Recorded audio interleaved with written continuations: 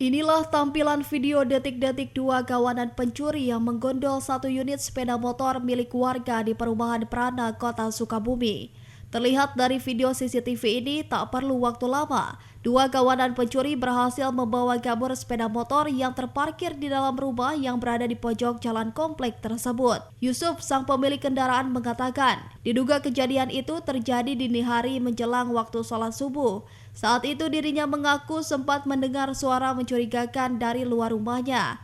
Dan saat dipastikan keluar rumah, dirinya mendapati satu unit motor miliknya itu sudah tidak ada di dalam garasi rumahnya. Dirinya juga mengaku keteledorannya yang lupa mengunci pagar sehingga memudahkan kawanan pencuri beraksi dalam menggondol motor miliknya itu. Yang pertama dengar, saya juga dengar sih jam 4:04 kayak ada suara motor yang nyala langsung berangkat.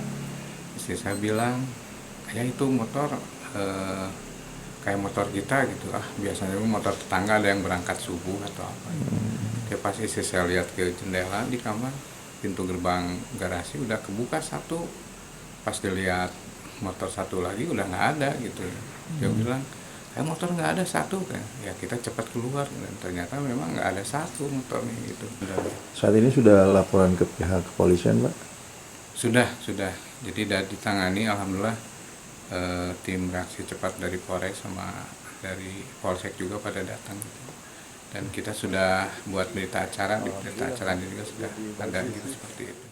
Saat ini kasus pencurian di perumahan Prana Blok C tersebut telah ditangani langsung oleh pihak penyidik kepolisian dari Polres Sukabumi Kota.